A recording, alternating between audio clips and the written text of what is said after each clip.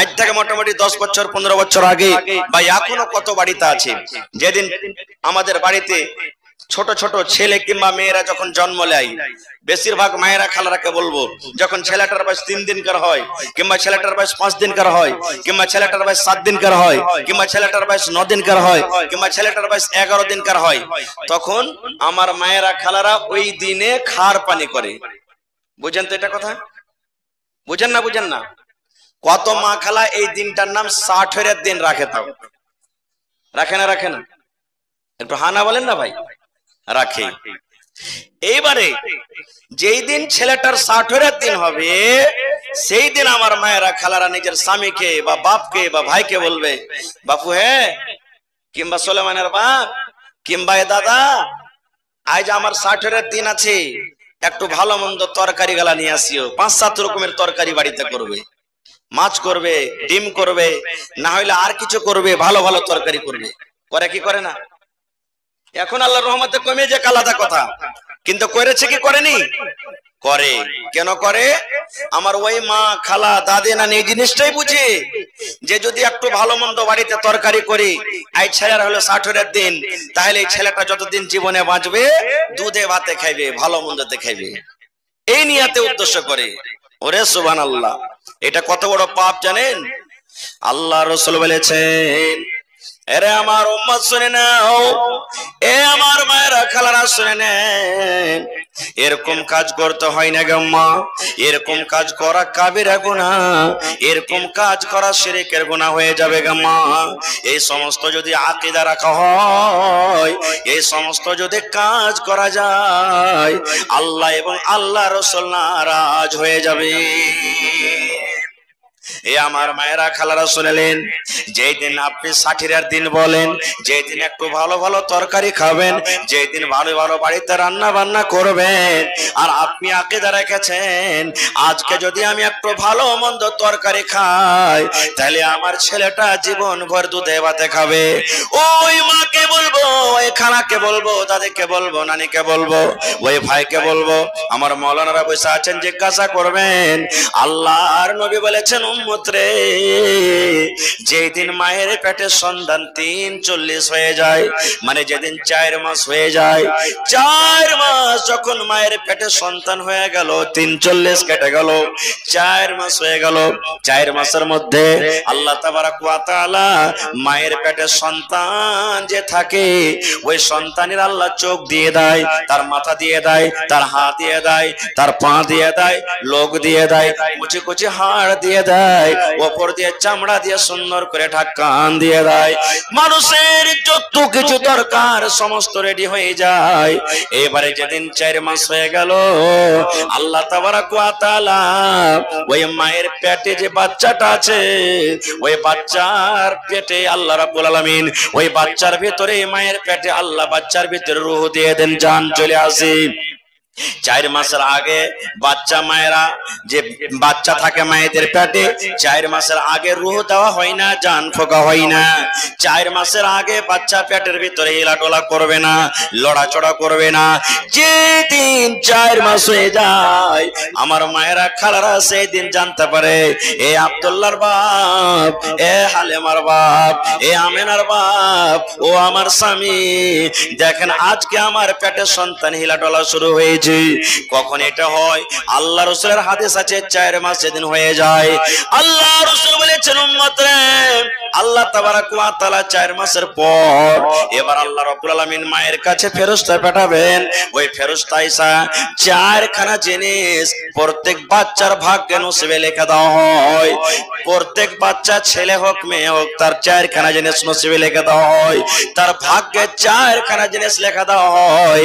তার মধ্যে একখানা হলো যে এই ছেলেটা দুনিয়াতে কি খাবে, এই ছেলেটা দুনিয়াতে কি করবে, চাকরি করে খাবে, স্কুল করে খাবে, ডাক্তারি করে খাবে, লেবারি করে খাবে, মাস্টার করে খাবে, কিংবা রিক্সা চালিয়ে খাবে, অটো চালিয়ে খাবে, ড্রাইভারি করে খাবে, পাইলট চালাবে, রেলগাড়ি চালাবে, কি করবে ছেলেটা, দুনিয়াতে কি করে খাবে, কি কাজ কাম করবে, এই চারখানার মধ্যে আল্লাহ তাবারক ওয়া তাআলা 4 নম্বরের মধ্যে একটাই কাজ লেখা দেয়। তবে ওই মাকে বলবো, ওই খালাকে বলবো, ওই দাদিকে বলবো, মা গে, আপনার পেটের ভিতরে যখন বাচ্চা থাকে তখনই আল্লাহর আদেশে আপনার ছেলের নসিবে আল্লাহ লিখে দেন যে এই ছেলেটা দুনিয়াতে কতদিন বাঁচবে, এই ছেলেটা দুনিয়াতে কতদিন হায়াত পাবে, এই ছেলেটা দুনিয়াতে কি কাজ কাম করে খাবে, এই ছেলেটা দুনিয়াতে কি করে খাবে, কোন কাজ করবে, মায়ের পেটে লিখে দেওয়া হয়। তাই বলবো মা তওবা করলেন। এরকম যদি জীবনে আপনার দ্বারাতে গুনাহ হয়ে থাকে, ভুল হয়ে থাকে, ভাই এই ধরনের যদি আকীদা রাখেন গে মা, আজকের পর থেকে তওবা করলেন, রব্বুল আলামিন আমার বাড়িতে যত বাচ্চা হবে, যত সন্তান হবে, এরকম আমি আর আকীদা রাখবো না, এরকম আকীদা রাখবো না যে 3 দিনের দিন একটু ভালো তরকারি খাইতে হবে, কিংবা 5 দিনের দিন একটু ভালো তরকারি খেতে হবে, 7 দিনকার দিন একটু ভালো তরকারি খেতে হবে, 9 দিনকার দিন একটু ভালো তরকারি খেতে হবে, এরকম জীবনে কোনোদিন আকীদা রাখতে হবে না। নারে তাকবীর। তাহলে এই সমস্ত জিনিসগুলো করা কি শিরক, গুনার কাজ। তাহলে আজ থেকে ছেড়ে যেতে হবে। আর একটু আগে চলেন। আজকে আপনারা জালসা শুনতে এসেছেন, আল্লাহ রাসূল বলেছেন, এ আমার উম্মত, শরীয়ত জানতে হবে, দিন জানতে হবে। শরীয়ত যদি না জানেন, দিন না জানেন, তাহলে কিছু কাজ দুনিয়াতে এমন আছে, সুবহানাল্লাহ, অনেক গুনাহ হবে, অনেক পাপ হবে, অনেক ক্ষয়ক্ষতি হবে। যে জিনিসটা হয়তো আমরা চোখে দেখতে পাই না, যে জিনিসটা সামনে দেখা যায় না, যে জিনিসটা হয়তো আমরা দেখতে পাই না, কিন্তু আমাদের অনেক ক্ষতি হয়ে যাবে। আল্লাহর রহমতে এখন বড় বড় মোবাইল উঠেছে, দেখবেন মানুষেরা শরীয়তের কিছু কাজ এমন আছে যে ভিডিও বানিয়ে বানিয়ে দুনিয়াতে ভাইরাল করে দিয়েছে, যে তুমি যদি এই হাদিসটা না জানো বা এই হাদিসটার প্রতি আমল না করো, এই দোয়াটার প্রতি আমল না করো, তাহলে তোমার সাথে এরকম ঘটনা ঘটবে বা তোমার সাথে এরকম হবে। তার মধ্যে একটা কি, আল্লাহ রাসূল বলেছেন, এ আমার উম্মত, যখন তুমি পানি পান করবে রে উম্মত, যখন তুমি খানা খাবে, যখন তুমি রুটি খাবে, যখন তুমি দুধ পান করবে, যখন তুমি ভাত খাবে, যখন তুমি নাস্তা করবে, দুনিয়ার যখন খাদ্য তুমি খেতে শুরু করবে রে উম্মত, তখন তুমি বিসমিল্লাহ পড়বে। কি পড়বে? জোরে বলেন বিসমিল্লাহ। আরো জোরে পড়েন বিসমিল্লাহ। মেলায় মানুষ বলে বিসমিল্লাহি ওয়া আলা বারাকাতিল্লাহ। আমার সভাপতি সাহেব বসে আছেন, মাওলানা আছেন, পরে বলবেন হয়তো, কিন্তু আল্লাহ তাবারাক ওয়া তাআলা আমাকে যতটুকু তৌফিক দিয়েছেন আমি জানি এই বিসমিল্লাহর সাথে ওয়া আলা বারাকাতিল্লাহ মনে হয় বলার কথাটা সহি আছে কিনা আল্লাহ জানে। এগুলো মনে হয় নেই, শুধু বিসমিল্লাহ পড়বেন। ওযু করতে বসবেন শুধু বিসমিল্লাহ, মায়েরা খালারা বাচ্চাকে দুধ পান করাবে বিসমিল্লাহ, ভাত রান্না করবেন বিসমিল্লাহ, দুনিয়ার সব কাজ বিসমিল্লাহ, ধান কাটতে বসবেন বিসমিল্লাহ, সাইকেলে চড়বেন আপনি যার দোয়া আছে বিসমিল্লাহ বলে যেটা দোয়া আছে আপনি পড়ে দেন, প্রত্যেক কাজে বিসমিল্লাহ পড়বেন। কিন্তু যখন পড়ালেখা করতে বসবেন তখন কিন্তু গোটা বিসমিল্লাহির রহমানির রহিম পড়তে হবে। তাছাড়া দুনিয়াতে যত কাজ আছে বিসমিল্লাহ পড়বেন। তাহলে খেতে বসলেন তখন কি বললেন? বিসমিল্লাহ পড়বেন। এবার যদি বলেন হাজী মাওলানা বিসমিল্লাহ যদি না পড়নো তো কি ক্ষতি আছে?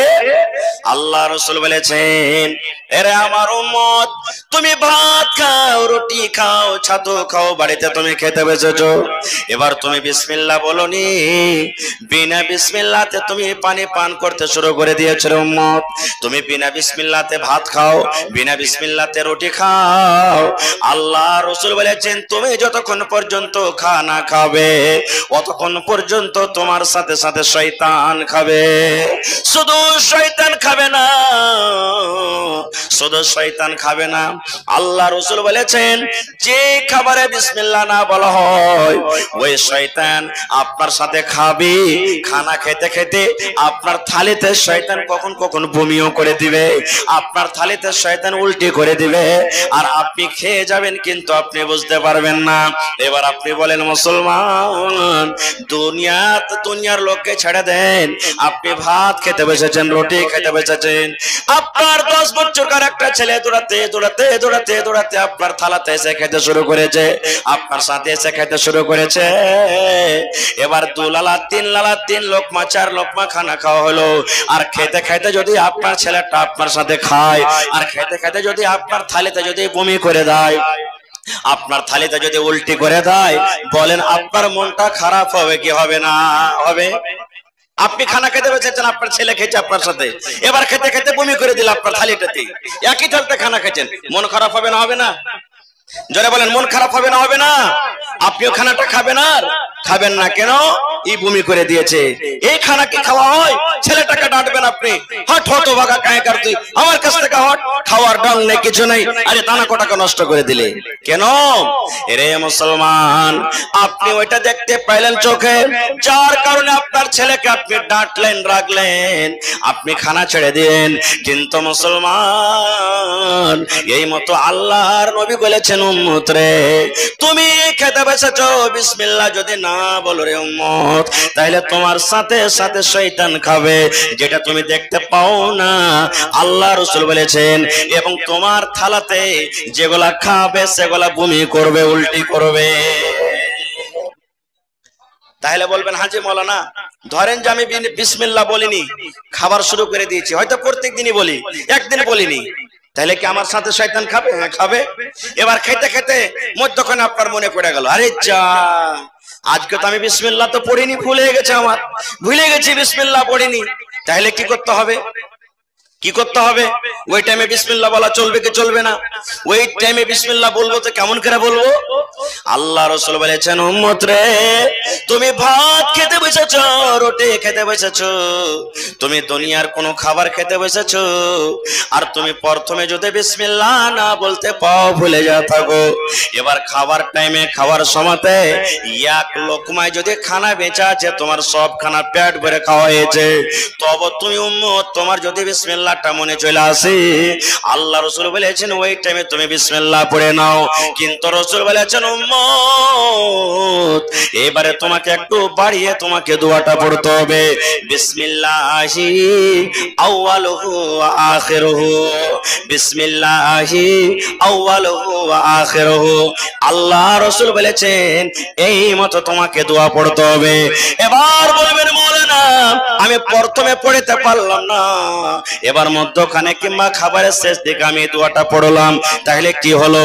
আল্লাহ রাসূল বলেছেন, শয়তান আপনার সাথে বসে বসে বসে যতটি খাবার খেয়েছে, জয়টা রুটি খেয়েছে, যতটি ভাত খেয়েছে, জয়খান জিলাপি খেয়েছে, জয় ঢোক চা পান করেছে, এবার সাথে সাথে শয়তান ওই জায়গাতে বমি করে উল্টি করে পালিয়ে যাবে, আর বলবে, পালারে পালা, এই জায়গাতে আমার আর জায়গা হলো না। নারে তাকবীর। তাহলে শিখে নিলেন যে যে কোনো দুনিয়াতে কাজ করবেন শুরুতে বিসমিল্লাহ, ভুলে যান মধ্যখানে যদি মনে আসে তো মধ্যখানে পড়বেন বিসমিল্লাহ আউয়ালু আখিরুহু। একটা হয়ে গেল।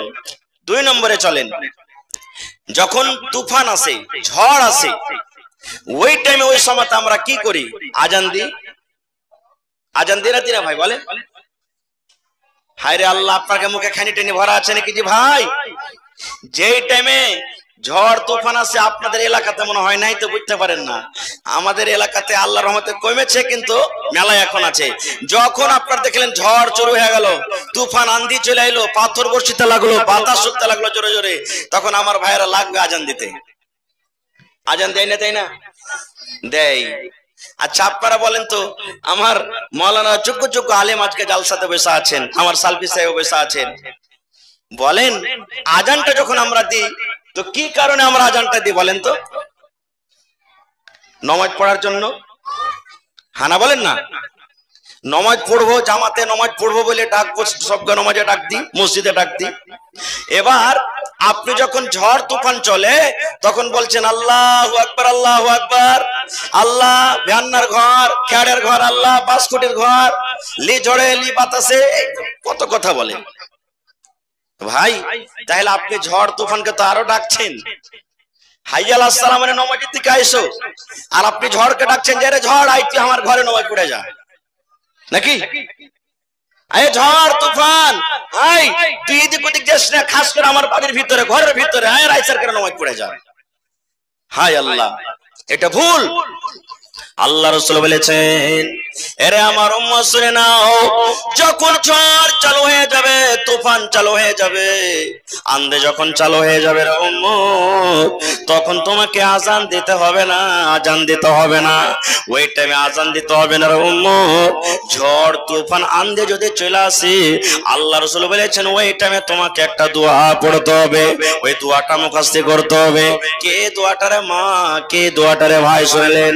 আল্লাহুম্মা ইন্নী আসআলুকা খায়রাহা ওয়া খায়রা মা ফিহা ওয়া খায়রা মা উরসিলাত আলাইহি ওয়া আউযু বিকা মিন শাররিহা ওয়া শাররি মা ফিহা ওয়া শাররি মা উরসিলাত আলাইহি। ঝড় তুফান আন্ধে যখন শুরু হবে তখন এই দোয়াটা পড়তে হবে, আপনাকে আজান দিতে হবে না ভাই। তাহলে আজ থেকে আল্লাহ না করে ঝড় তুফান আসুক, যখনই আসবে তখন কিন্তু আজান দিয়েন না ভাই, আজান দিতে হবে না, আপনি এই দোয়া পড়েন। না যদি পারেন পড়িতে, বাংলাতে পড়েন আপনি। আল্লাহ যে এই তুমি ঝড় দিয়েছো, তুফান দিয়েছো, আল্লাহ এই বাতাস চলছে আন্ধে এসেছে, আল্লাহ এই বাতাসের মধ্যে, এই ঝড়ের মধ্যে, এই তুফানের মধ্যে আল্লাহ যেটা আমাদের জন্য উপকার রেখেছো, ভালাই রেখেছো আল্লাহ, সেটা আমাদের দাও। আর এই ঝড়ে যেটা ক্ষতি হবে, এই ঝড়ে যেটা নোকসান হবে, আল্লাহ এই নোকসানে ক্ষতি থেকে আল্লাহ তুমি বাঁচিয়ে নাও। নিজের বাংলাতে এইভাবে আপনি কথা বলেন, কিন্তু খবরদার আজান দিতে যেন না। খুব দুটা দোয়া শিখে নিলেন, আর একটা দোয়া আপনাদেরকে বলে দিই। আচ্ছা ঠিক আছে, বাস লাইন কাটবো আমি, আর এক দুটো হাদিস বলে দিই, তারপরে ইনশাআল্লাহ লাইন কেটে দেবো। 3 নম্বরে যেটা খুব দামি কথা বলে দিই আপনাদের সামনে, সুবহানাল্লাহ। আজকে যত লোক এখানে আমরা বসে আছি, আল্লাহর রহমতে মোটামুটি বেশিরভাগ মানুষই বিয়ে শাদী করে নিয়েছে আমরা। কত মানুষের 5টা ছেলে হয়ে গেল, কার 10 বছর বিয়ে করা হলো, কার 50 বছর হলো, কার 30 বছর হলো, এই ধরনের অনেক লোক আমরা বসে আছি। কিন্তু ভাই দাদু, বেয়াদবি মাফ করবেন, ছেলে হিসাবে, ভাই হিসাবে, বেটা হিসাবে আপনাদেরকে বলি, যদি আমি এক এক করে এখানে জিজ্ঞাসা করতে লাগে, ভাই বিয়ে করেছেন, বিবির কাছে যাওয়ার দোয়াটা একটু বলেন তো, কতটি লোক বলতে পারবো? 10টা, 20টা, 50টা, 100টা। বাকি কোটা আমরা বলতে পারবো না, খুব বাকি কোটা আমরা জানি না, বলতে পারবো না। খুব কি দোয়াটা?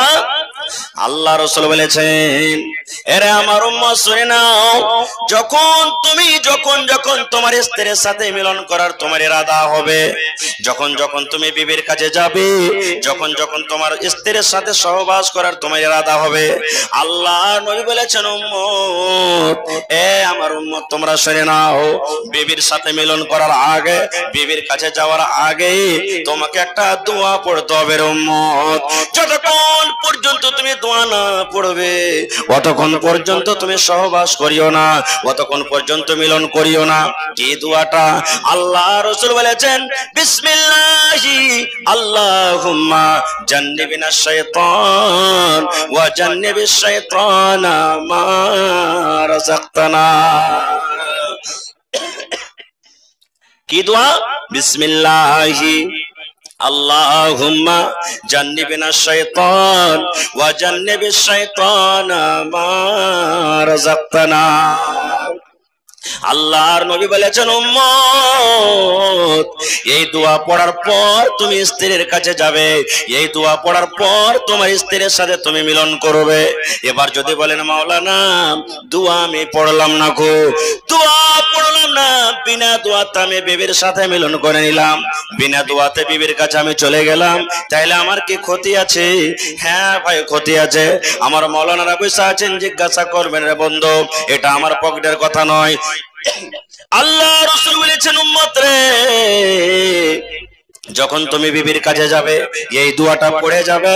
এবার যদি না পড়ো রে উম্মত, তাহলে তোমার ক্ষতি হলো এই, তোমার নোকসান হলো এই তোমার ক্ষতি হয়ে গেল। যতবার বিনা দোয়াতে তুমি শয়তানের কাছে বিবির সাথে মিলন করবে, অতবার তোমার সাথে সাথে শয়তান তোমার বিবির কাছে চলে যাবে।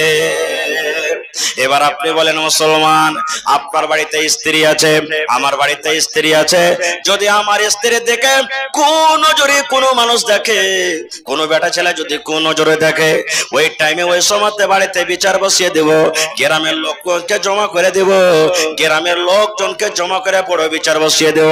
কিন্তু মুসলমান, এই জিনিসটা আপনি দেখতে পেলেন বলে বিচার বসিয়ে দিলেন, কিন্তু আপনি যে বিনা দোয়াতে স্ত্রীর সাথে মিলন করলেন, ওই টাইমে ওই সময়তে শয়তান আপনার যে বিবির কাছে চলে গেল, যেটা আপনি দেখতে পেলেন না, বলেন আপনার দ্বারাতে কত বড় ভুল হয়ে গেল, কত বড় ক্ষতি হয়ে গেল। তাই বলছি মুসলমান, আজকের জালসাতে হাজার হাজার লোক বসে আছেন, হাজার হাজার আমার ভাইরা, মায়েরা, খালারা, হাজার হাজার যুবক ভাইরা, হাজার হাজার বয়স্ক মানুষরা বসে আছেন। যদি বলেন মাওলানা, আমার জীবনে 10টা ছেলে মেয়ে হয়ে গেল, আমার 50 বছর বিয়ে হয়ে গেল, কার 30 বছর হয়ে গেল, কার 10 বছর হয়ে গেল, আপনি দোয়া জানেন না, জীবনে কোনোদিন দোয়াও পড়েননি, ভাইরা আমার, বোঝেন আপনার দ্বারাতে কত বড় ভুল হয়েছে, কত বড় ক্ষতি হয়েছে।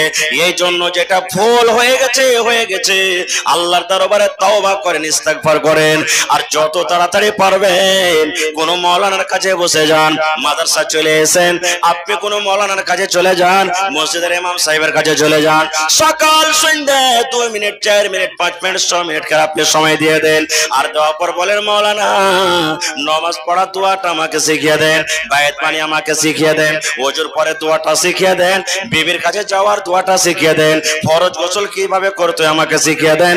এইগুলা আপনাকে শিখতে হবে রে মুসলমান। এগুলা কোথায় শিখবেন? মসজিদে শিখতে হবে আপনাকে। আর এগুলা কোথায় শিখবেন? জালসাতে শিখতে হবে। এই জন্য আল্লাহ রাসূল বলেছেন উম্মতে তলাবুল ইলমে ফারিজাতুন আলা কুল্লি মুসলিম, প্রত্যেক মুসলমান নর নারীর জন্য আল্লাহ ইলমটাকে শেখা ফরজ করে দিয়েছেন, ইলম শেখা ফরজ করে দিয়েছেন। তাই বলি এই মুসলমান, আপনি জীবনে পড়ালেখা করতে পারেননি, আপনার ভাগ্যে আল্লাহ পড়া দেয়নি, আপনি জীবনে পড়ালেখা করতে পারেননি, ইরাদা করলেন জীবনে বেঁচে থাকা কালে একটা বেটিকে আমি আলেমা করব, জীবনে বেঁচে থাকা কালে একটা বেটিকে আমি হাফেজা করব, জীবনে বেঁচে থাকা কালে কম করে একটা বেটাকে আমি পড়িয়ে লিখে যাব, জীবনে বেঁচে থাকা কালে কম করে একটা বেটাকে আমি মাওলানা করব, মাওলানা করব, মাওলানা করব। মাওলানা যদি করেন, আলেমা যদি করেন, হাফেজা যদি করেন, কি লাভ আছে মুসলমান? ওদিকে আমি যাব না, সময় নাই। তবে যদি ছেলেরাকে না পড়ান, ছেলেকে ডাক্তার করতে হবে, মাস্টার করতে হবে, ইঞ্জিনিয়ার করতে হবে, প্রফেসর করতে হবে, সব করতে হবে রে মুসলমান, করেন মানা নাই। তবে একটা ঘটনা বলে দিই, 1 মিনিট দাঁড়ান, বাস হয়ে গেছে। একটা ঘটনা বলে দিই মুসলমান, এক এমবিবিএস ডাক্তার, বড় ডাক্তার, নাম করে এমবিবিএস ডাক্তার, এমডি ডাক্তার, বাপ জমিন বিক্রি করে করে করে করে ছেলেটাকে পড়িয়ে লিখে একটা খুব নাম করা বড় ডাক্তার করে দিয়েছেন। এবার যখন তার বাপটা মারা গেছে, ওই ডাক্তার সাহেবের বাপ যখন মারা গেল, এবার গ্রামের লোকেরা মাইয়াতকে সামনে করে, জানাজাকে সামনে করে, জানাজার লাইনে কাতারে মানুষ দাঁড় হয়ে গেছে। এবার ইমাম সাহেব বলছেন, ও ডাক্তার বাবু, একটুখানি আপনি সামনে আসেন, আর আপনি প্রথমে হক রাখেন, আমি গ্রামের ইমাম, কিন্তু আপনি হলেন তার ছেলে, আপনার প্রথমে হক বলছে যে আজকে আপনার বাবার জানাজার নামাজটা আপনি পড়িয়ে দেন। ইমাম সাহেব বলছেন, এই ডাক্তার বাবু, আমি তো গ্রামের ইমাম, আমি তো নামাজ পড়াবো, কিন্তু আমি আপনাকে আদেশ করছি যে আপনার প্রথমে হক, আপনার বাপ মা যে কেউ মারা গেল, আপনি হক রাখছেন, আপনি জানাজার নামাজ পড়িয়ে দেন। যখন এই কথাটা বলা, ডাক্তার সাহেব এমবিবিএস বড় ডাক্তার, চোখের পানি ঝরতে শুরু হয়েছে, হাউমাউ করে চিৎকার করে কাঁদতে শুরু করেছে। যখন কাঁদতে লেগেছে, তখন গ্রামের লোকেরা বলছে, ডাক্তার সাহেব, আরে আপনি তো এত হুঁশিয়ার লোক, এত বড় পড়ালেখা মানুষ, আর আপনার বাপ বয়স্ক মানুষ, বয়সে এসে মারা গেছে, তবে আপনি এত কাঁদছেন কেন? এবার ডাক্তার সাহেব কি উত্তরটা দিলেন ভাই, শুধু উত্তরটা শুনেন। ডাক্তার সাহেব বলছেন, ও গ্রামের লোকেরা, ও ইমাম সাহেব, এই জন্য আমি কান্দি, এই জন্য আমার চোখ যা ঝরঝর ঝরঝর ঝরঝর করে জল ঝরে। আজকে ইমাম সাহেব আমাকে জানাজার নামাজ পড়াইতে বললেন, কিন্তু ওরে সুবহানাল্লাহ, এমন হতভাগা সন্তান, আমার আব্বা জান আমাকে জমিন বিক্রি করিয়ে করিয়ে করিয়ে করিয়ে আমাকে আজকে বড় ডাক্তার করে দিয়েছে। আমি মাসে 5 লক্ষ 10 লক্ষ করে আমি টাকা ইনকাম করি, কিন্তু মাওলানা আমাকে আমার আব্বা এমন তালিম দিয়েছেন, আমাকে আমার আব্বা এমন জ্ঞান দিয়েছেন, এমন শিক্ষা দিয়েছেন যে আজকে আমার বাপ পড়ে গেছে, বাবার জানাজাতে আমি পড়বো, কিন্তু জানাজার দোয়াটা কি আছে মাওলানা আমি জানি না। জানাজার দোয়া কিভাবে পড়তে হয়, জানাজার নামাজ পড়ার তারিকাটা কি আমি জানি না। আমি এত বড় ডাক্তার, আমি ডাক্তারি করে নাম করা ডাক্তার, অনেক টাকা পয়সা ইনকাম করি, কিন্তু আমার বাপের জানাজা পড়ার দূরের কথা, আমি জানাজার দোয়াটা আমার মুখস্থ নাই। এই জন্য মুসলমান ছেলেকে ডাক্তার বানান, ডাক্তার করতে হবে, মাস্টার বানান, মাস্টার করতে হবে, আপনাকে ইঞ্জিনিয়ার করতে হবে, প্রফেসর করতে হবে, কিন্তু মুসলমান সর্বপ্রথম ছেলেকে আপনাকে দ্বীনি শিক্ষা দিতে হবে, আল্লাহ এবং আল্লাহ রাসূলের তারিকা আপনাকে শিখাইতে হবে। এই দ্বীন আপনার ছেলের ভিতরে পড়তে হবে, এই দ্বীন কি জিনিস ছেলেকে বুঝাইতে হবে, এই শরীয়ত কি জিনিস ছেলেকে বুঝাইতে হবে। না হলে মুসলমান দ্বীনের শিক্ষা যদি আপনার ছেলেকে না দেন, তাহলে মরার পরও যেটা আল্লাহ একটা অফার দিয়েছেন, দিনদারি আলিমেরা যখন মা বাবার জন্য দোয়া করবে, ওই অফারটা অনলাইন কবরে পৌঁছবে, ওই অফারটা কিন্তু আপনার কবরে কিন্তু বন্ধ হয়ে থাকবে, যাবে না।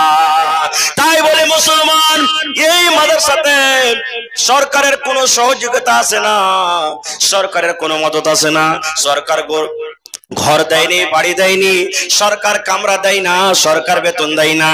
এই মাদ্রাসার সরকার হলেন আপনারা। আজকে যদি আপনারা মাদ্রাসাতে দান দেন, চান্দা দেন, সাদকা করেন, এই মাদ্রাসা চলবে। আর যদি আপনারা দান করা বন্ধ করে দেন, তাহলে কিন্তু মুসলমান মাদ্রাসা বন্ধ হয়ে যাবে। আর যদি মাদ্রাসা বন্ধ হয়ে যায়, আপনার গ্রামের ছেলেরা, আপনার এলাকার ছেলেরা শরীয়ত থেকে ইয়াতিম হয়ে যাবে, শরীয়ত শেষ হয়ে যাবে। এই জন্য আপনারা দেখবেন দুনিয়ার ভিতরে কত মানুষ এমন আছে মাদ্রাসার প্রতি হামলা করে, মসজিদের প্রতি হামলা করে না, কারণ ওরা জানছে মুসলমানের দ্বীনের জোর, মুসলমানের দ্বীন হলো এই মাদ্রাসা। এই মাদ্রাসা আছে তো মুসলমান আছে, এই মাদ্রাসা আছে তো দ্বীন আছে, এই মাদ্রাসা আছে তো শরীয়ত আছে, এই মাদ্রাসা আছে তো ইসলাম আছে। আর মাদ্রাসা যদি বন্ধ হয়ে যায়, সব কিছু মিটে যাবে, শেষ হয়ে যাবে।